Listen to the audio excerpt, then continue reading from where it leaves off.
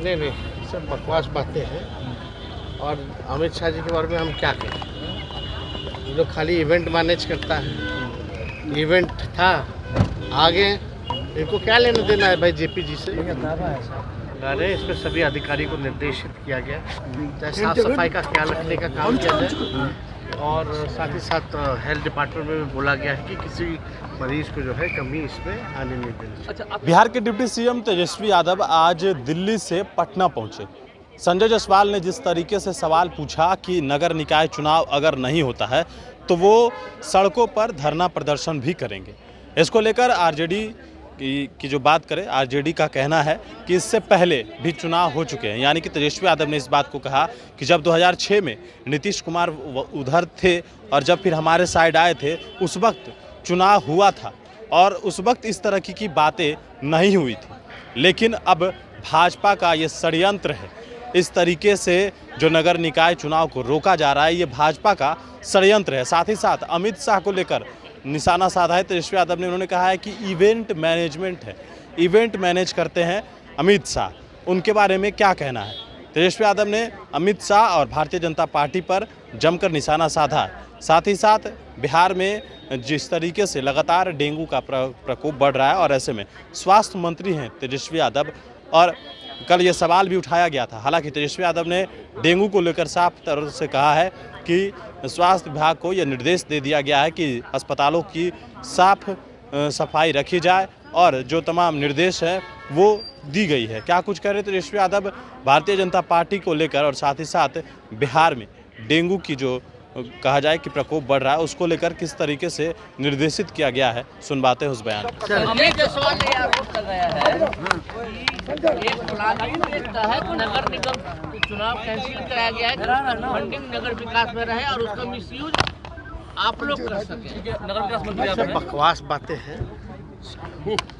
और हम आपको पहले भी कहे हैं ये बात, और माननीय मुख्यमंत्री जी ने मैं स्पष्ट रूप से सारी चीज़ों को रखा है। कोर्ट के आदेश में जो आया है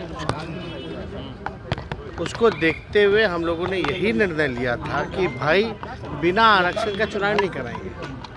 अगर हम आरक्षण हम नहीं चाहते तो हम चुनाव नहीं करा दिए होते। हम काहे सुप्रीम कोर्ट गए, और सुप्रीम कोर्ट में बड़े बड़े वकीलों को हमने खड़ा किया वहाँ हमारी सरकार ने। तो ये फैसला जो है महाराष्ट्र कोर्ट के बाद जो आया बिहार में, तो हम लोग जो है अपनी आर्ग्यूमेंट को सुप्रीम कोर्ट में बखूबी जो ढंग से रखने का काम करेंगे। लेकिन इसमें तो भाजपा, हमसे पहले मंत्री कौन था, किसने गड़बड़ किया, कौन पार्टी के पास ये विभाग जो है लंबे समय तक रहा? और माननीय मुख्यमंत्री जी ने तो कहा ये तो पहले से ही चलता रहा, पहले चुनाव हुआ नहीं क्या? जब 2006 में भी पहले हम लोगों के समय सुप्रीम कोर्ट में था, फिर माननीय मुख्यमंत्री जी आए थे, मुख्यमंत्री बने, उसके बाद वापस लिया और सारे दल को बुला कर के बात हुई थी, सब दल पक्ष में था। लेकिन ये तो भाजपा को तो कुछ मिल नहीं रहा मुद्दा, तो ये इस तरह का बयान अमित शाह भी आए थे, वो कह रहे थे कि आप लोग जेपी के अनुयायी नहीं हैं क्योंकि आप लोग उस कांग्रेस के साथ गोद में जाके बैठ गए हैं जिनका जेपी ने विरोध किया था। आप पर नीतीश कुमार पर सीधा प्रहार था। नहीं नहीं, सब बकवास बातें हैं। और अमित शाह जी के बारे में हम क्या कहें? ये लोग खाली इवेंट मैनेज करता है। इवेंट था, आगे इनको क्या लेना देना है भाई जेपी जी से? कोई वसूल पे ये लोग चलते हैं क्या? आज जो देश में आघोषित इमरजेंसी है, इस पर कोई चर्चा क्यों नहीं की गई? बोलना ना चाहिए कि भाई तानाशाही जो है पूरे देश में हो गया है।